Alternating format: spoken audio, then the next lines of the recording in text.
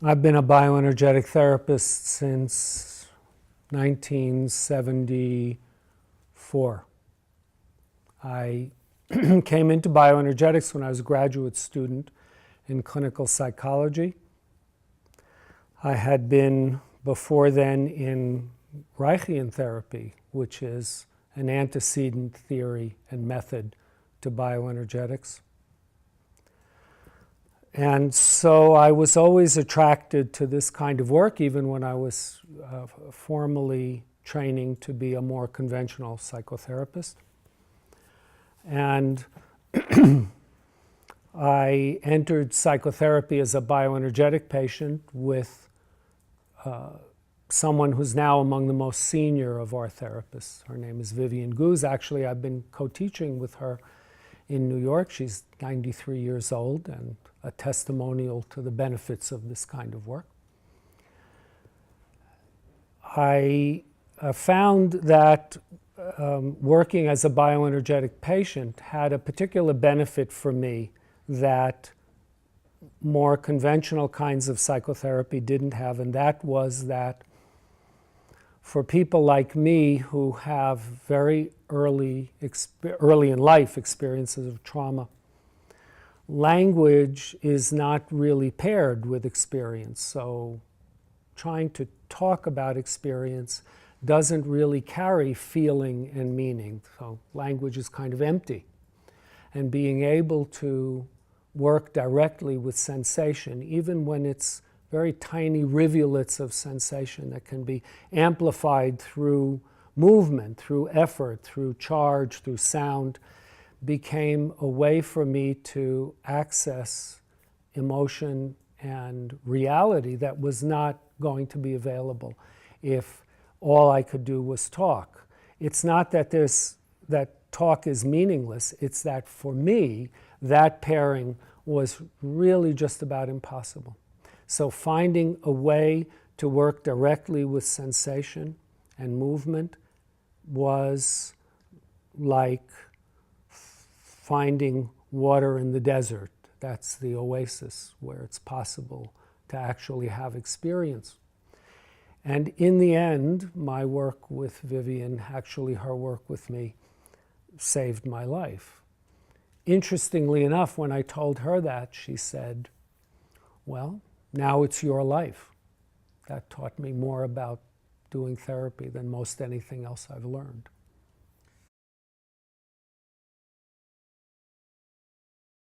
I wasn't skeptical. I'd grown up in a kind of bohemian environment. That's a word that goes back a few years.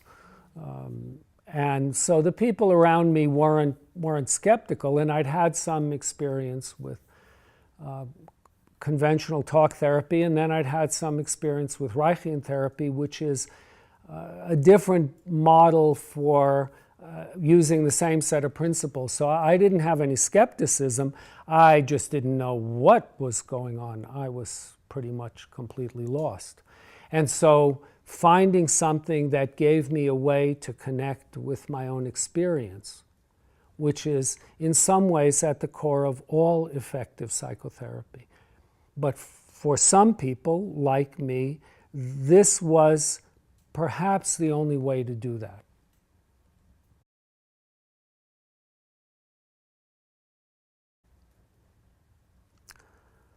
Transformation is a pretty difficult idea for me to get my consciousness around. There was a time, and I've been in other therapy as well, that's been very useful and very meaningful for me.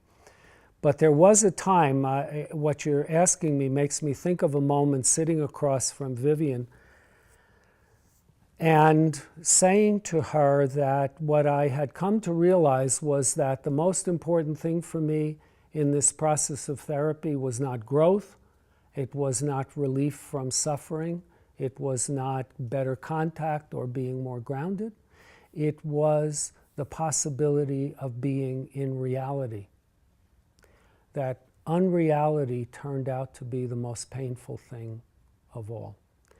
And so the possibility of being real as painful and difficult and frightening as that might be, turned out to be the most transformative thing for me.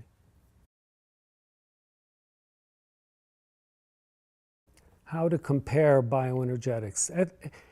You know, there's a sort of a fantasy about, I think, many things, therapy, medicine, teaching, that somehow it's the method that makes the practice. There are analytically oriented therapists, there are humanistically oriented therapists, there are family therapists and systems therapists and group therapists, and I have connections in all of those areas. And each of them working as they do with integrity and feeling and care and spirit and honesty and honor are great therapists. But there are some people, I'm among them, for whom the life of the body is the best possible connection to coming back to life, if life is possible, coming into life, if life hasn't been possible, growing in life, developing in life, being able to tolerate feeling. And there is a particular aspect to bioenergetic work that is not present in most other modalities. It's not true of all. And that's a firm commitment to the value of strongly felt emotional experience. It's not primitive. It's not, people have the idea that we go back to primitive emotion.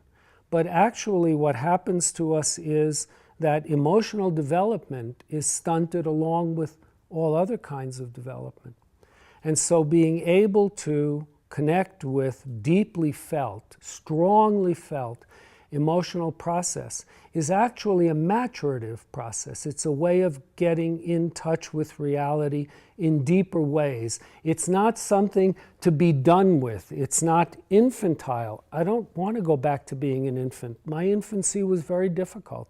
But to be able to have as much access as I can stand to deeply felt emotion brings me into a much more sophisticated contact with reality. It's not primitive. It's actually much more refined. And bioenergetic therapists are trained, and we practice at, and we work hard at being able to be in an environment of very intense emotional process, not for the purpose of dispensing with it or getting rid of it or throwing it away or discharging it or finishing it, but for the purpose of staying in it and feeling it and embodying it and living in it and breathing in it, so as to be more in contact with ourselves and the other at the moment that it's happening. And that's a huge discipline. It takes tremendous effort, and it's continuous. And we're not the only people who do that, but we do it systematically and consistently. It's a part of our everyday practice.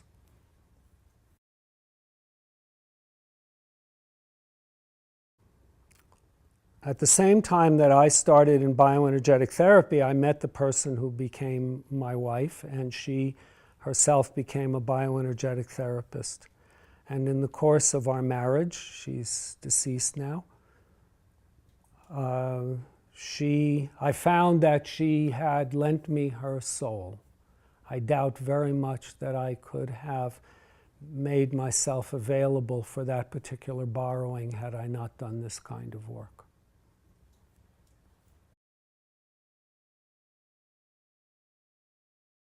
Yes, I'll tell you the first time I knew. The first time I knew, in some sort of crystallized form, I had gone on a trip. I was going to be the director of a summer workshop. This is 1976, I think. And I was going to be the director of a summer workshop, and I'd gone to look at venues. And I came back from the venue. I traveled with the person who was then my girlfriend but would become my wife.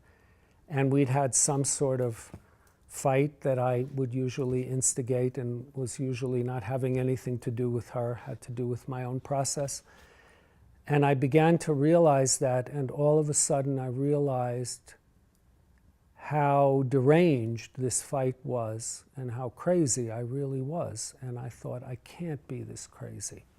But I actually was and am.